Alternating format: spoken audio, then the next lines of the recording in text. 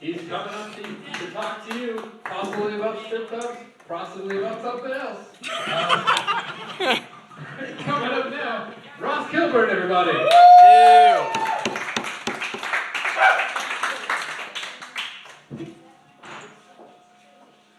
So I'm getting to bed.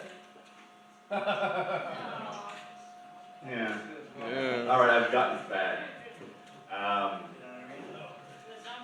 The first time I had to admit it was the other night when it became a chore to cut my toenails. It turned into like a Rubik's Cube twister game. And I had to stop to catch my breath. And that wasn't good. That wasn't good. And it's like, it became like a strategy game, where I had to discover the optimal way to get the clipper to the toenail without suffering a hernia or letting my double cheese whopper get cold. I failed, so now I just got 3 big Coke toenails. But fuck it, I don't care, I'm married. I don't give a shit. I don't give a shit about anything anymore because I know she loves me and she's going nowhere. This bitch is stuck. You know, I can get away with almost anything. You know, she's not leaving me unless I fuck her sister or I kill 1,000 Somali babies to make a stew. Other than that, I'm good. You know, and maybe that's why half of marriages end in divorce. You just know you're not going to fight about anything other than huge, huge shit. I'll give you an example. I'm unemployed.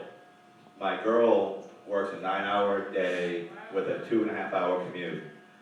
She came home the other day, find me about 11 beers deep, laying on the couch, watching a Growing Pains marathon. And she asked, what have you been doing all day? And I'm an honest man. I said, well, I masturbated 7 times to a 16-year-old Lindsay Lohan and Mean Girls. And then I thought about how one day my corpse will slowly rot. That's all I did today.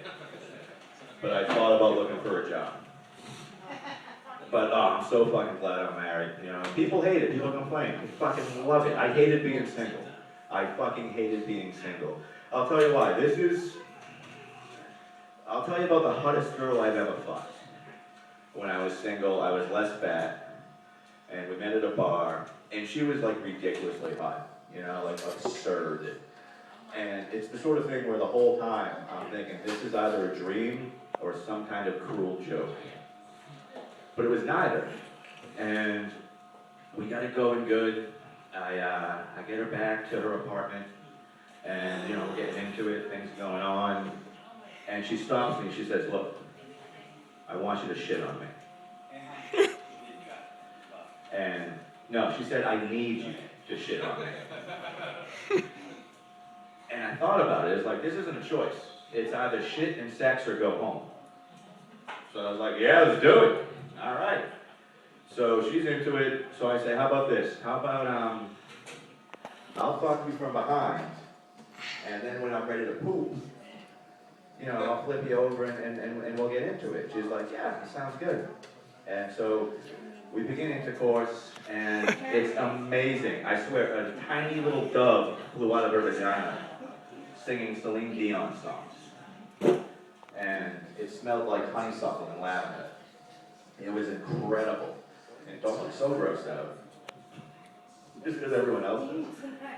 And we're into it, you know, it's going great. And I start thinking, wait a minute, this girl's really hot. And if being shit on is her thing, then she gets shit on all the time. And I'm a shit virgin. You know, I've never done this, I don't understand it, I don't get it. And if she gets shit on all the time, she gets shit on right. And I gotta bring my A game here. So I started thinking, like, well, where do I shit? Do I shit on her tits? Do I shit on her stomach? You know, does she want to stay face down? Do I shit on her butt and she pretends my shit is her? I don't know. I have no idea what to do. I get all shit nervous. And I get so shit nervous that I lose my erection. And she is furious. And I go home And that's the story of the hardest girl I ever fucked. I'll tell you what I am into. I'm into period sex. You know, who likes to fuck a girl when she's on her period? Tom. Woo! You fuck a lady on her period? My man back there. Yeah. Most guys, especially younger guys, they won't do it. They won't do it like bad motion. Exactly. Fuck yeah. You know, it's so much better. You don't need rubbers. That's a fact. You just don't need them. And me, it's like a fantasy land. I like to pretend I'm a lion, and I just killed her with my cock. You know, and I pull out, sort of strut around, blood dripping all over the place. It's great. It's great. Then you take a white rag and you clean off and you find shapes in the stain, like clouds. It's a beautiful thing. It's glorious. I completely lost everybody. Let's, does anybody know the first Man of the Year for Time Magazine? No, it was in 1928. It was Charles Lindbergh. It's Charles Lindbergh. Gandhi was the second. Hitler was in 1938. He was. Apparently he's done absolute wonders for Germany's transportation, their highway system. And then 5 short years later, he did wonders for the traffic. I think that's going to do me. I'm going to hand it back to Mr. Tom Crowley. Thanks, everybody.